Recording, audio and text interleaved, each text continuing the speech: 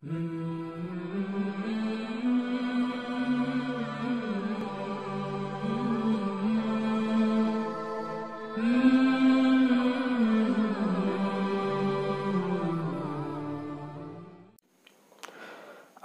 علیکم ورحمۃ اللہ وبرکاتہ۔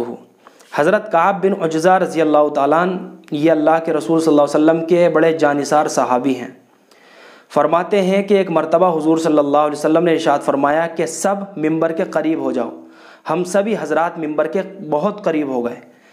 پھر ہم نے کیا دیکھا کہ حضور صلی اللہ علیہ وسلم نے جب اپنا قدم مبارک ممبر کے پہلے درجے پر رکھا تو آپ نے فرمایا آمین، اور جب آپ نے اپنا قدم مبارک ممبر کے دوسرے درجے پر رکھا تو آپ نے پھر فرمایا آمین، اور جب آپ نے اپنا قدم مبارک تیسرے درجے پر رکھا تو آپ نے پھر فرمایا آمین۔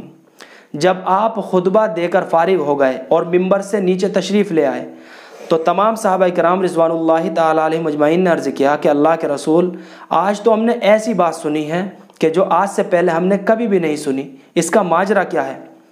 تو اس پر حضور صلی اللہ علیہ وسلم نے ارشاد فرمایا کہ بات دراصل یہ ہے کہ میرے سامنے حضرت جبرائیل علیہ السلام تشریف لائے اور انہوں نے عرض کیا کہ اللہ کے رسول، ہلاک ہو جائے وہ شخص کہ جس کے سامنے اس کے والدین زندہ ہو، جس کی زندگی میں اس کے والدین یا ان میں سے کوئی ایک زندہ ہو اور وہ ان کی خدمت کر کے جنت حاصل نہیں کر سکا، ایسا شخص ہلاک ہو جائے۔ تو میں نے کہا آمین۔ اور پھر جب ممبر کے میں نے دوسرے درجے پر اپنا قدم مبارک رکھا تو اس پر حضرت جبرائیل علیہ السلام نے عرض کیا کہ اللہ کے رسول، ہلاک ہو جائے وہ شخص کہ جس کے سامنے رمضان المبارک کا مہینہ گزر جائے، یا جس کے اوپر رمضان المبارک کا مہینہ گزر جائے اور اس کے اندر وہ اللہ سے اپنی بخشش اور مغفرت نہ کرا سکے، تو ایسا شخص بھی ہلاک ہو جائے۔ تو میں نے کہا آمین۔ پھر اس کے بعد حضرت جبرائیل علیہ السلام نے عرض کیا کہ ہلاک ہو جائے وہ شخص کہ جس کے سامنے حضور صلی اللہ علیہ وسلم کا نام آئے اور وہ آپ صلی اللہ علیہ وسلم پر درود شریف نہ بھیجے، تو ایسا شخص بھی ہلاک ہو جائے۔ میں نے کہا آمین۔ تو یہ تین بات ہو گئی ناظرین۔ ان تین باتوں میں سے جو بات مجھے عرض کرنی ہے اور جو سب سے زیادہ امپورٹنٹ ہے وہ یہ ہے کہ ایسا شخص ہلاک ہو جائے کہ جس کے اوپر رمضان المبارک کا مہینہ گزر جائے اور وہ اللہ سے اپنی بخشش بھی نہ کروا سکے۔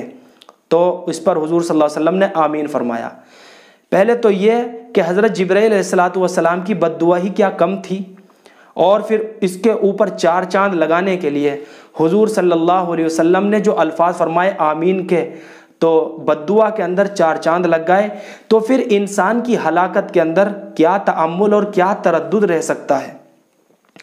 رمضان المبارک کا لفظ اس لیے فرمایا گیا کیونکہ رمضان المبارک کا مہینہ دراصل اللہ کی رحمتوں کا اور برکتوں کا مہینہ ہے، اور جب ایسا انسان رمضان المبارک کے مہینے کے اندر اللہ کو راضی نہ کر سکے، اور جس مہینے کے اندر اللہ رب العزت کی رحمت بارش کی طرح برستی ہے، ایسے مہینے کے اندر اگر وہ انسان اپنی بخشش اور مغفرت نہیں کروا سکتا تو پھر اس کے لیے کون سا ایسا وقت یا پھر کون سا ایسا مہینہ ہوگا کہ جس کے اندر وہ اپنی بخشش اور مغفرت کروا سکتا ہے؟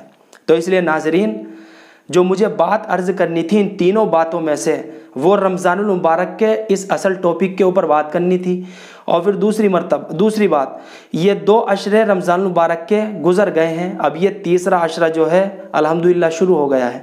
تو اس عشرے کے اندر جو خاص فضیلت ہے اس تیسرے عشرے کو، کیونکہ حضور صلی اللہ علیہ وسلم نے ارشاد فرمایا کہ رمضان المبارک کا تیسرا عشرہ جو ہے وہ آگ سے آزادی کے لیے ہے۔ اس لیے ناظرین، سبھی حضرات سے درخواست ہے کہ اللہ سے بخشش کی دعا بھی مانگے، اللہ سے مغفرت کی دعا بھی مانگے، اور اپنے گناہوں کے اوپر توبہ استغفار بھی ہمیں کرنی چاہیے۔ اور خصوصاً جیسے ہمارے ملک ہندوستان کے اور خصوصاً پوری دنیا کے جو حالات بنے ہوئے ہیں اس مہلک مرض سے اور وبا سے اور اس بیماری سے، اس کے لیے بھی دعا کرنی چاہیے کہ اللہ تعالی ہمیں بھی، آپ کو بھی، اور خصوصاً پوری امت کو اس بیماری سے اور اس رمضان المبارک کی برکت سے اللہ اس بیماری کو ختم فرما دے۔ تو ناظرین، بس آج کے لیے اتنا ہی انشاءاللہ۔ فقط والسلام، دعاؤں میں یاد رکھنا۔